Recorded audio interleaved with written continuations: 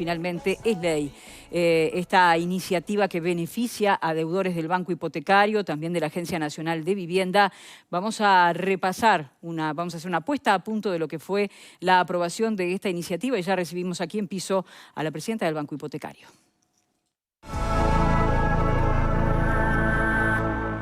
La iniciativa surgió en el Senado y fue aprobada en octubre, pero sufrió cambios en la Cámara de Diputados, lo que provocó que este miércoles se debieran validar las modificaciones en la Cámara Alta. Es un día de fiesta, de terminación de una angustia, es un día que se va a meter en la historia de muchísimas familias del Uruguay.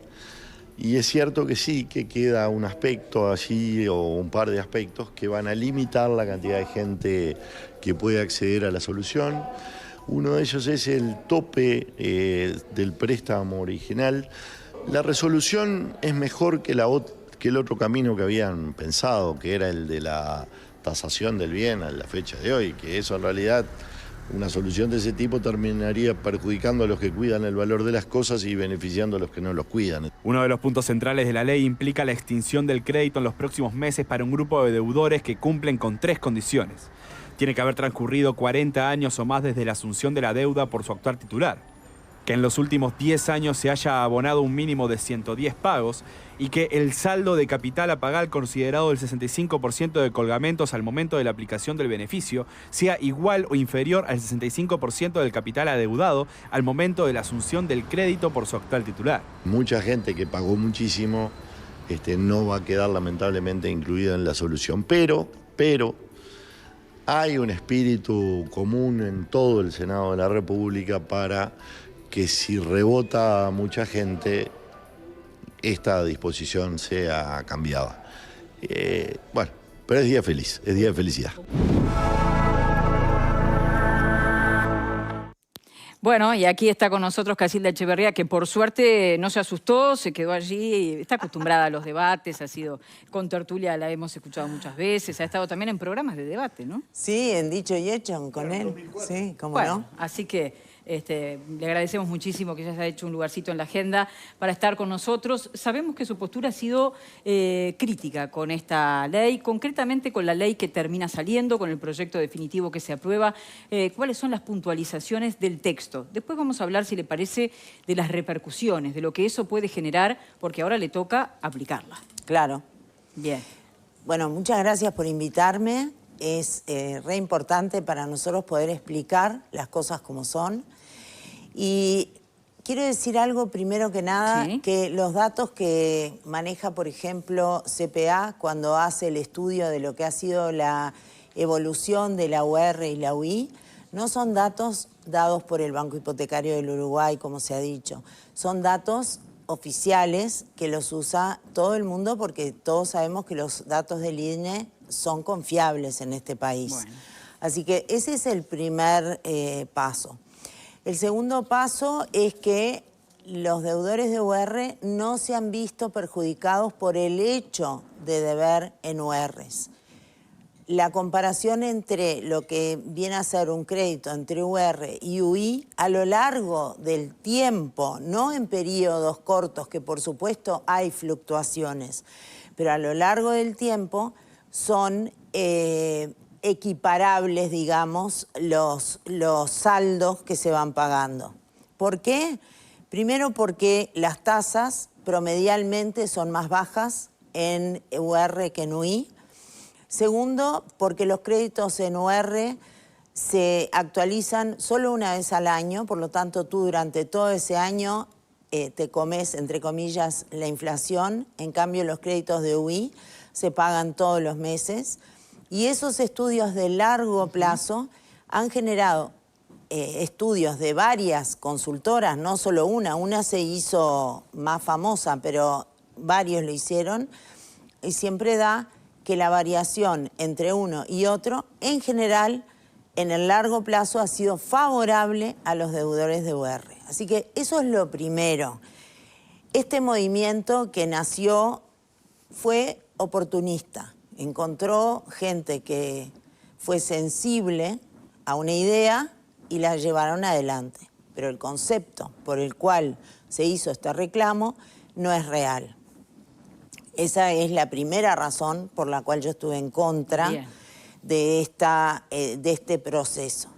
Después tú me preguntabas en razón del texto. En razón del texto hubo, como ustedes saben, 3 proyectos que se presentaron en el Senado, uno del Partido Nacional, otro del Partido Colorado y otro de Cabildo Abierto, y fue evolucionando el texto de modo que el que se aprobó ahora es sensiblemente mejor a otros anteriores.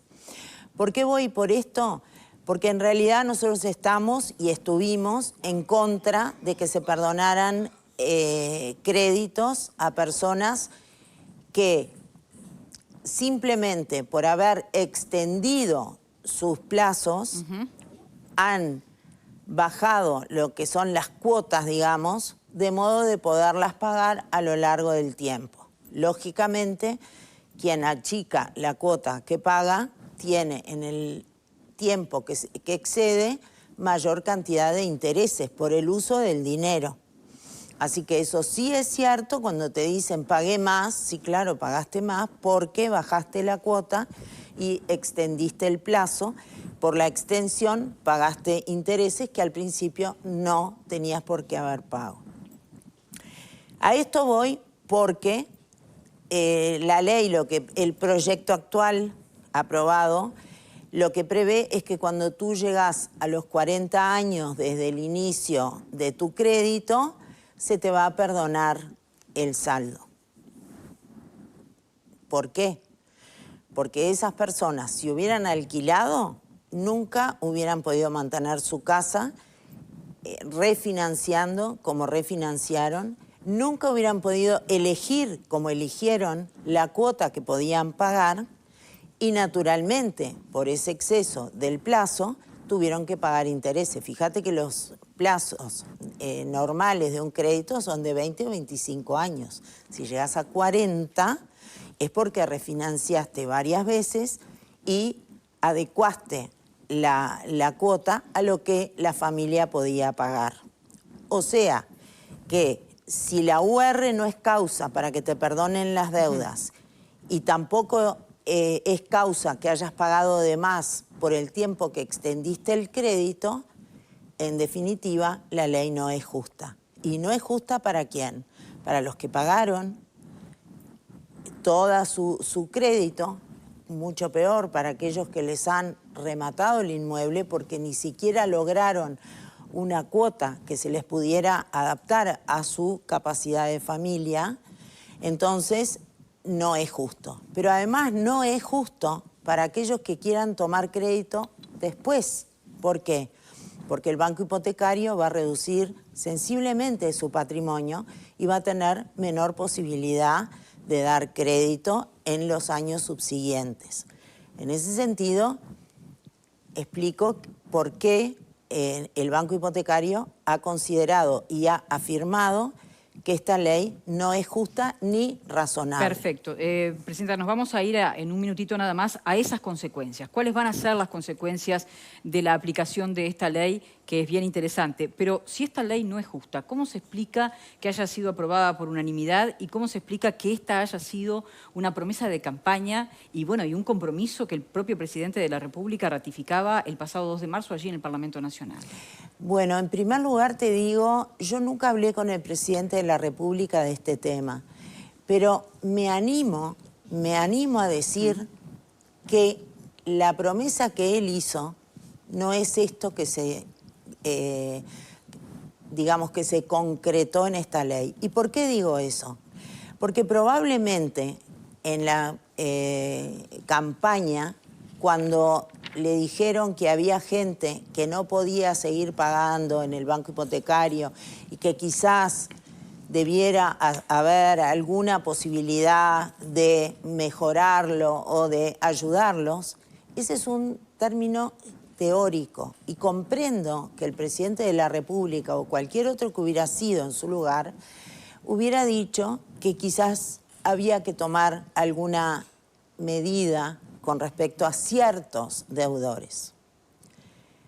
Me permito creer que el presidente de la República nunca pidió que a quienes tienen inmuebles a valor de hoy de $300.000 y que en 40 años hayan pagado solo el 35% de su crédito, había que regalarles el saldo, que es el 65% del crédito.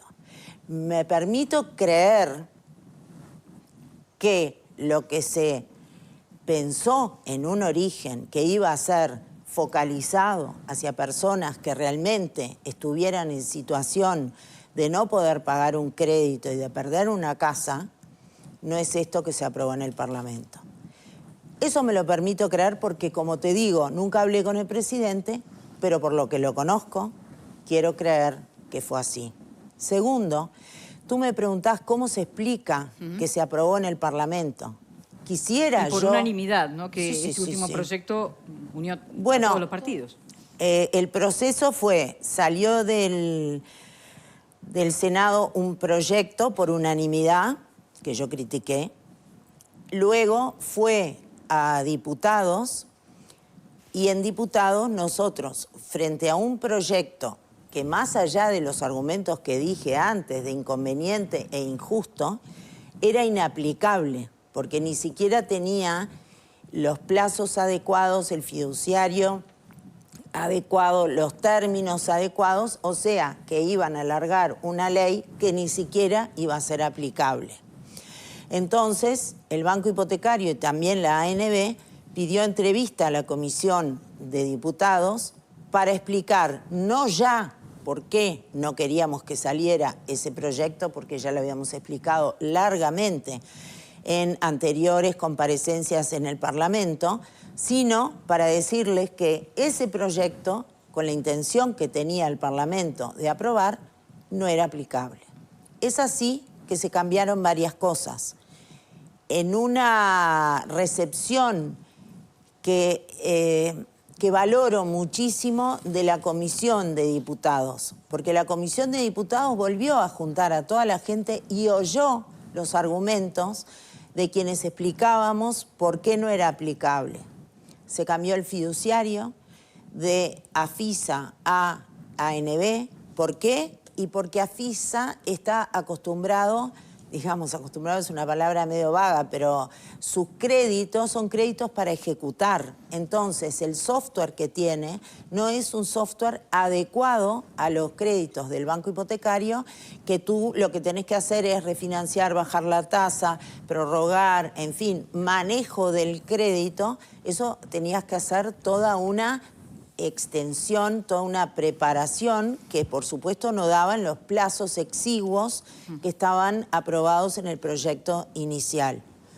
Eso se cambió, se entendió y además se había previsto en el proyecto de senadores hacer un fideicomiso de administración. El fideicomiso de administración simplemente le da la facultad al fiduciario de administrar de determinada forma un crédito, pero sin facultades para tomar decisiones, que es el caso que se requiere este proyecto. Porque el día de mañana tú vas a tener créditos vivos y el fiduciario va a tomar ciertas decisiones de modo de cumplir la ley. Porque el banco hipotecario simplemente va a transferir los créditos. Y ahí el fiduciario va a tener que aplicar la ley.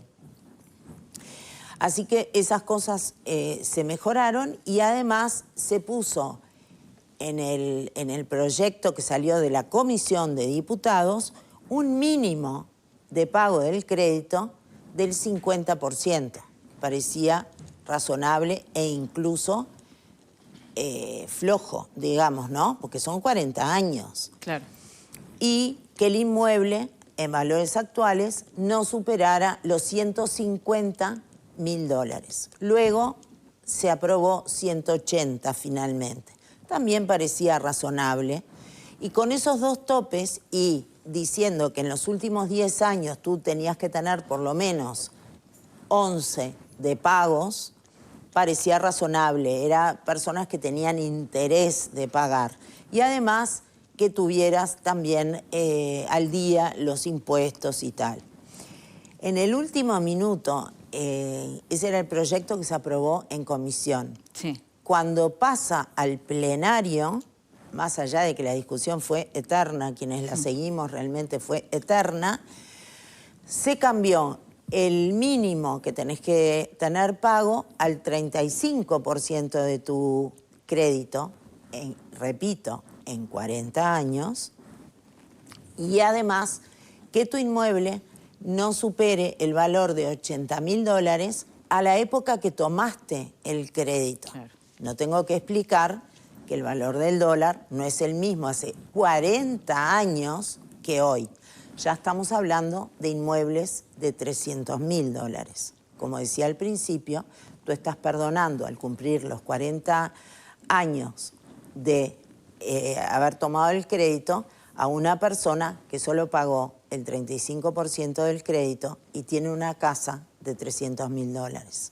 Que alguien me explique dónde se focalizó esto hacia los más necesitados y pensando que esto va a costar solo al banco hipotecario, por eso la estimación que sale en toda la prensa es correcta, porque hay que sumarle lo que pierde también la ANB, estamos hablando cerca de $400 millones. Pregunto, ¿cuántas casas, cuántas soluciones habitacionales se podrían haber hecho para personas que realmente lo necesitan, como sabemos todos, en los asentamientos y todo lo demás? No es razonable. Ya vamos al panel, pero ¿de dónde va a salir ese dinero? Del banco hipotecario. ¿Y el banco hipotecario está en condiciones Sí. de enfrentar esa situación? Sí, ¿Cómo sí, quedan sí. las finanzas? Y bueno, nosotros lo que vamos a reducir es el patrimonio, pero tenemos liquidez suficiente y patrimonio suficiente, porque quiero hacer una explicación cortita. Nosotros tenemos todo crédito de largo plazo, es distinto de otros bancos que tienen créditos de uso y entonces y de consumo, que son todos de corto plazo. Entonces tú tenés que tener un patrimonio importante que si el día de mañana pasa cualquier cosa, tú puedas digamos, mantener tus ratios como banco, aunque los demás no te estén pagando los créditos. Por eso es que el patrimonio del banco hipotecario es mayor en proporción que los de los demás bancos. Lo que nos va a comer es ese exceso de tranquilidad que tiene el banco hipotecario para las eventualidades, pero no le va a afectar el giro. Sí va a disminuir la capacidad que vamos a tener a futuro de prestar. Bien, y la posibilidad también de fijar esos intereses que, como usted decía, van a tener que ser más altos.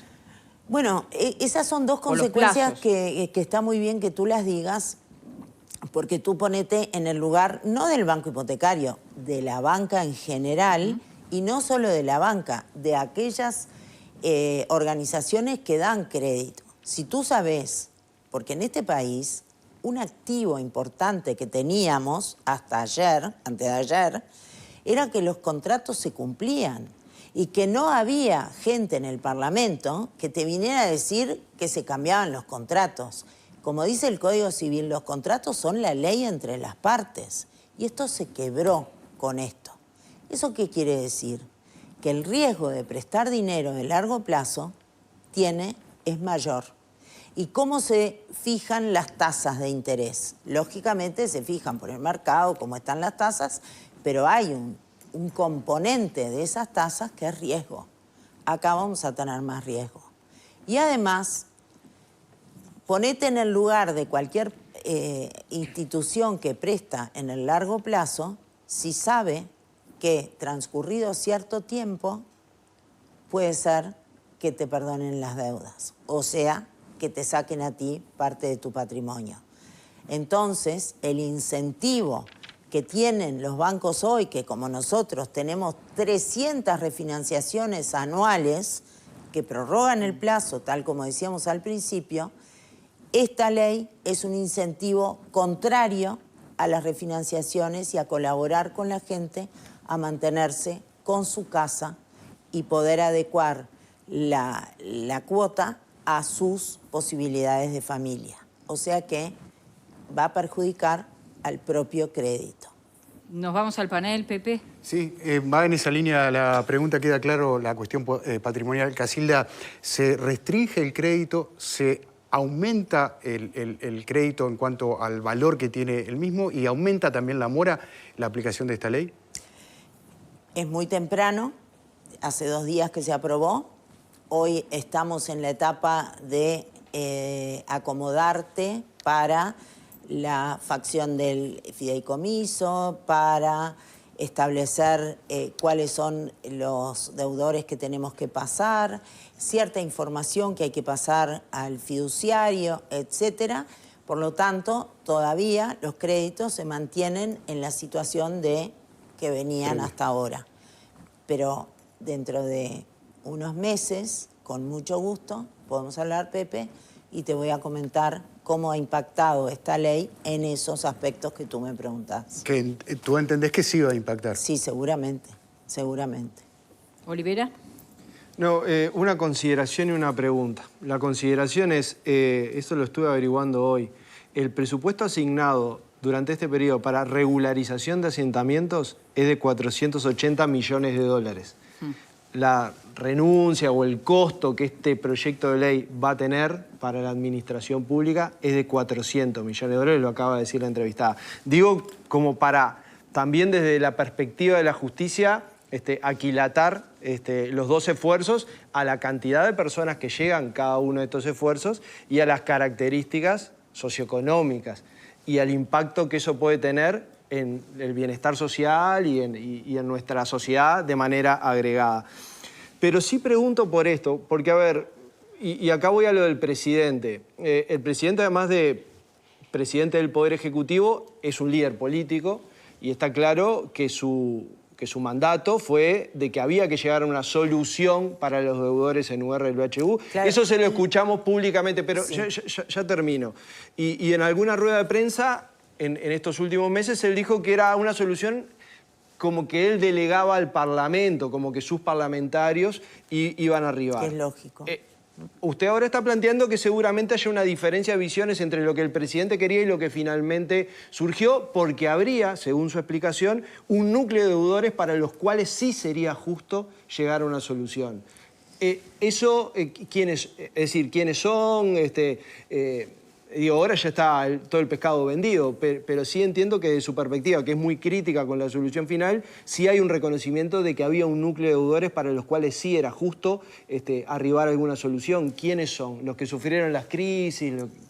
Como te digo, nosotros en el Banco Hipotecario lo que hacemos es tomar los aspectos de cada una de las personas. Por eso es que tenemos en el año 300 personas que reestructuran sus créditos.